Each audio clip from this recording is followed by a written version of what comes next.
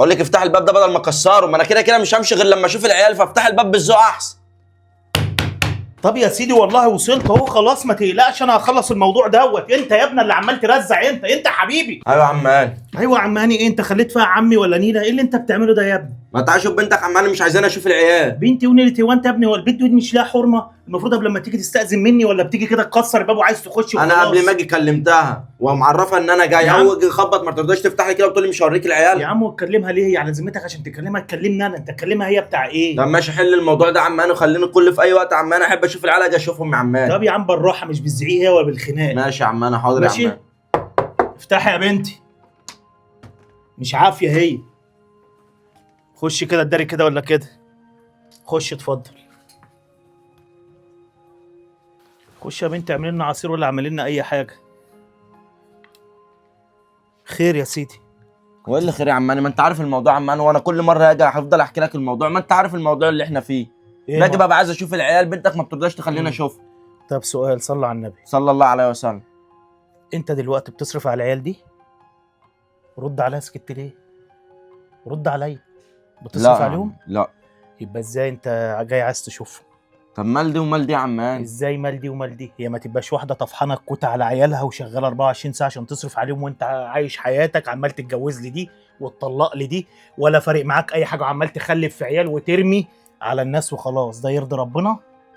يا دي عم هاني حاجة. ماشي يا عم هاني، دي العيال وحشين يا عم هاني، جاي ابص عليهم يعني، ما تخلينيش ابص عليهم. لا يا حبيبي انا خليك، ده انا عناد، انا اخدهم لك اوديهم لك لحد عندك. اما ليه دي طيب يا عم الاصول هاني؟ بتقول كده، انما الاصول ما تقولش ان انت تيجي تتهجم على بيوت الناس. انا ما اتهجمتش يا عم هاني، انا جيت خبطت بالذوق، هي مش راضيه تفتح. اما انا سامع الزعيق بتاعك من تحت والترزيع على الباب، ده ما يرضيش ربنا. انا لو واحد مش كويس كنت دلوقتي اتصلت لك بالنجده جم خدوك، صح ولا مش صح؟ انت دلوقتي انا لا ليه علاقه بيك اصلا ولا اعرفك دلوقتي، صح ولا مش صح؟ صح يا عم هاني، بس احنا برضك بينا لحم ودم برضك يا عم هاني. يبقى حيل، وانت بتقول لحم ودم، يبقى المفروض ايه يا حبيبي؟ تشوف متطلبات عيالك دول عايزين ايه، وانت مش ملاحظ ان العيال بتكبر؟ عندك انت حق يا مفكر عم. لسه نونات صغيرين ما بيصرفوا؟ ولو نونات صغيرين من حقك انت تصرف عليهم، هم عيالك ولا عيالي؟ لا عيال يا عم هاني. طب امال ايه يا حبيبي؟ في ايه؟ اللي انت تشوفه يا عم هاني. طب انت امور، انت قول لي مثلا الامر 1 2 3 وانت مطلوب منك كذا. يا عم انا عيالك اجيبهم لك لحد عندك تشوفهم، بس تمام. برضه زي ما انت في اصول وعايز تتبع الاصول، يبقى عيالك تصرف عليها بما يرضي الله. كل اللي عيالك محتاجينه تحققه لهم وتعمله لهم. ماشي يا عم هاني، حاضر يا عم هاني. ويبقى التعاملي معاك انت يا عم هاني، عاوز اشوف العيال هكلمك انت، لكن هي مش عايزه اتعامل معاها تاني. يا عم ما تتعاملش، انا اللي بقول لك، هو ما تتعاملش، ما انت تتعامل معاها بتاعيه دلوقتي، لا خلاص. على ذمتك ولا انتوا كده اصلا اغراب عن بعض. ماشي يا عم هاني، برضك مش قدام العيال يا عم هاني، برضك بتوحش صورتي قدامهم يا عم هاني. ما انت دلوقتي اللي بتوحش صوره نفسك، هو انت تيجي ترزع على العيال تربي لهم الرعب كده وتقول لي مش عارف ايه؟ ما هي لو كانت فتحت من الاول ما كانش حصل تفتح كل ده. ازاي يا ابني؟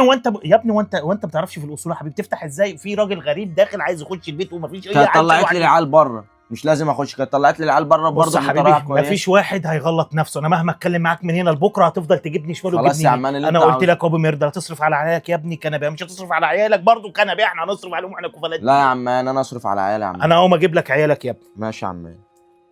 طب يا بود انت دلوقتي هتخش تشوف بابا ولا لا؟ ايوه يا نوع اكيد يعني يا نوع احنا الاتنين يعني هنخش.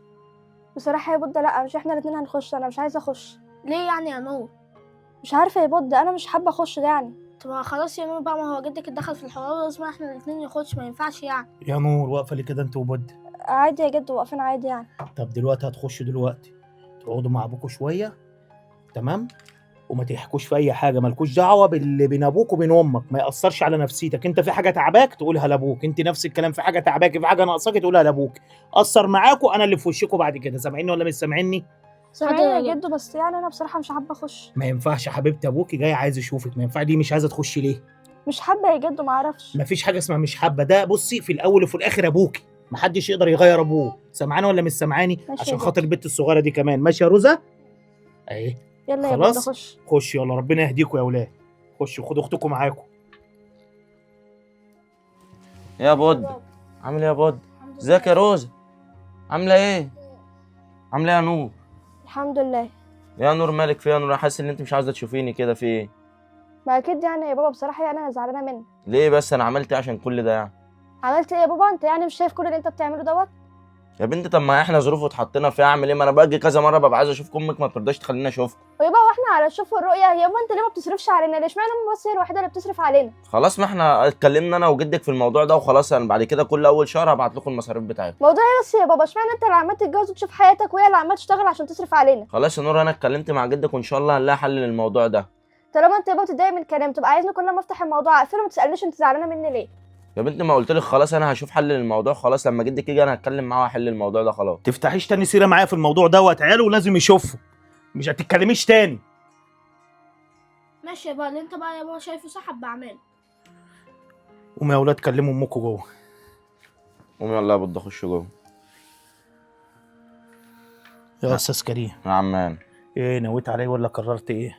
بص يا عم انا عايز اعرض عليك اتكلم يا حبيبي، انت عارف انا طول عمري بعتبرك زي ابني، بس بعد اللي عملته ده بصراحه انت نزلت من نظري كتير قوي يا كريم. ليه بس كده يا عماني؟ بص يا عماني انا عشان شايف نفسيه العيال كده متدمره والموضوع ده تعبهم، واحنا عايزين كده ممكن ايه اللي هو نرجع الدنيا لبعضها تاني. هنرجعها ازاي والست اللي على ذمتك التانية دي تعمل فيها ايه؟ انت قصدك الست اللي كانت على ذمتي؟ انا مطلقها بقالي شهر يا عمان. طب يعني انت ما اتغيرتش؟ هو كل شويه تتجوز لي واحده شهر شهرين سنه سنتين تجيب لي منها عيل ولا اتنين وتيجي راميها؟ ايه بقى هرجع انا ثاني لنفس يا عماني الحكايه؟ لا والله ما فيش بقى الكلام ده، انا بعد اللي شفته في عيون العيال والعيال قاعده حزينه كده ومتبهدلين بيني وبين امهم، انا بقى عايز الم البيت تاني يا عماني ونعيش بقى ونستقر. انا اتمنى والله يكون الكلام ده نابع من جواك ونابع من قلبك وانت حاسس باللي العيال حاسه بيه. لا والله يا عماني اللي انا بكلمك فيه ده ان شاء الله بص ما فيش حاجه هتحصل تاني وكل حاجه هتبقى تمام. طب بص يا ابني، في الاول وفي الاخر انا ما اقدرش اديك رد دلوقتي، انا مش صاحب الرمه يعتبر، انا برضه هشوف بنتي دنيتها فيها ايه واحاول اقنعها برضه، بس اتمنى تكون انت اتغيرت من جواك بجد، عشان دي خلي بالك هتبقى الفرصه الاخيره. بص يا عماني الكلام اللي انت قلته ده كله انت ليك حق فيه وليك حق بص تعمل اي حاجه، وانت برضك ليك حق انك تعرض الامر وهم زي ما يردوا انت تقول لهم قالوا ايه. خير بس بإذن انت الله. برضك عرفهم ان الواحد نيته خير وعشان خاطر العيال. خلاص يا ابني براحتك، بص اللي بيشيل قربة مخرومة بتخر على دماغه، والله يا ابني نيتك فيها خير هيبقى خير، نيتك فيها شر يبقى الموضوع مش يا هيبقى. عم ان شاء الله ربنا مش هيجيب شر يا عمان. ومش عايز اللي حصل ده يحصل تاني، ما تتصلش حاضر يا ببنتي عم. بعد اذنك تاني. حاضر احنا خلاص؟ بقى خلاص يا عماني بقى احنا بنقول هنرجع الدنيا خير ان لبعضها شاء تاني. الله، خير خير يا حبيبي. يلا ماشي يا عمان. يلا حبيبي تعالى انزل معايا.